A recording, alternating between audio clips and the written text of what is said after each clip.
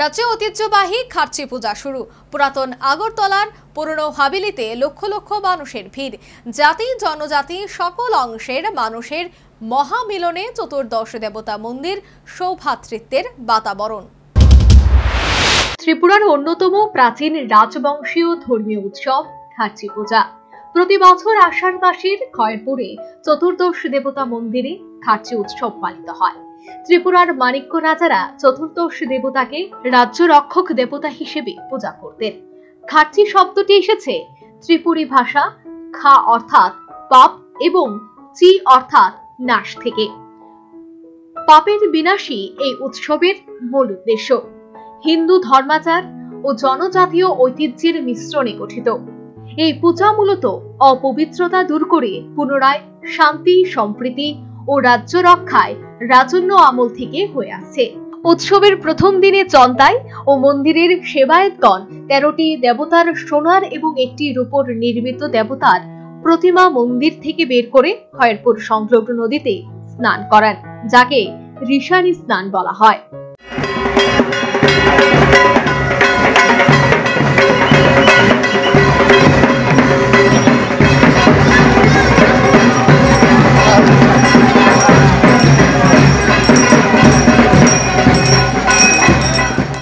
দেবতারা হলেন শিব, উমা, বিষ্ণু, লক্ষ্মী, ব্রহ্মা, সরস্বতী, কার্তিক, গণেশ, সমুদ্র, হিমাদ্রি, গঙ্গা, অগ্নি, কামদেব ও প্রজাপতি।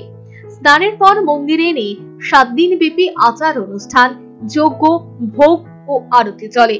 মহারাজ ত্রিলোচন চতুর্দশ দেবতার পূজা তথা খার্চি উৎসবের সূচনা করেছিলেন বলে জানালেন মন্দিরের চণ্ডী পাঠক পুরোহিত শরদিন্দু চক্রবর্তী। 1660 সাল থেকে প্রথম পূজারী ছিল সুব্রায় রাজা, মানে ত্রিলোচন আমল থেকে পূজা প্রচলন হয়ে গেছে। এখন ওনার নামেই আমরা পূজা করি। এখানে তো 14 দেবতা আছে, হর উমা, হরিমা, গণপা, বিধি, কামদেব, অগ্নি, হিমাদ্রি, সর্বদেবতা এখানে আছে। মেন পূজা সুব্রায় রাজার নামে, যে ত্রিলোচন রাজা আছে। এখন আমাদের রাজা ভূপাগরা প্রদ্যুৎ কিশোর দেববর্মার নামেও পূজা হয় এবং রাজা আমাদের রাজ্যে।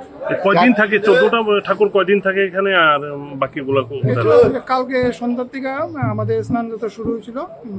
2 জুলাই থেকে 10 জুলাই পর্যন্ত মায়ের পুজো হয়। 7 দিন ব্যাপী এখানে খার্চি পূজা হয়। মানে মন্দিরে ওই যে সামনে যে মন্দিরে 14টা ঠাকুর কদিন থাকবে? এখানে থাকবে আজকে একদিনে, আর এখানে মেন মন্দিরে আজকে শিফটিং হয়ে যাব। কালকে সকালে শিফটিং হইব, 6 দিন এখানে থাকবে মেন মন্দিরে। খার্চি উৎসবকে কেন্দ্র করে খয়েরপুর চতুর্দশ দেবতা মন্দির প্রাঙ্গণে বসেছে রাজ্যস্তরীয় মেলা, হস্তশিল্প প্রদর্শনী, লোক নৃত্য ও সাংস্কৃতিক অনুষ্ঠান। খার্চি উৎসব শুধুমাত্র ধর্মীয় নয়, এটি ত্রিপুরার সাংস্কৃতিক ঐতিহ্যের এক গুরুত্বপূর্ণ স্তম্ভ। প্রতি বছর লক্ষ লক্ষ ভক্ত দর্শনার্থী এই উৎসবে অংশ নেন। বহু আগেই রাজ্য সরকার উৎসবটিকে সরকারিভাবে পালনের উদ্যোগ নিয়েছে।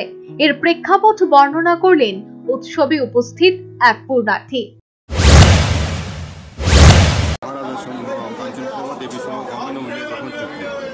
সেই চুক্তিতে উল্লিখিত ছিল তখন 24টা মন্দির রাজার দ্বারা পূজিত হইত তখন সারা রাজ্যে।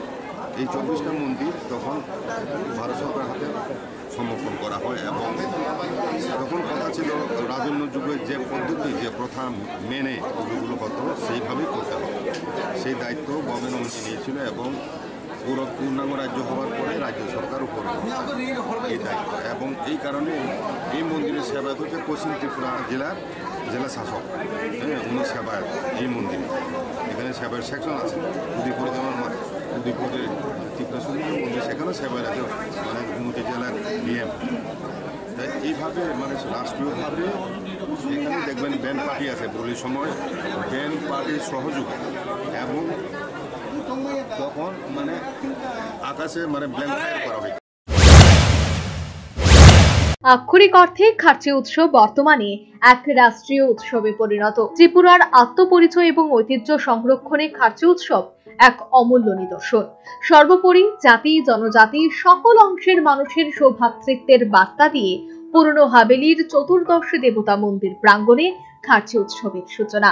উৎসবে যোগদানকারী ও স্থানীয় সাধারণের মধ্যে Anandadhara. Bureau report, news vanguard.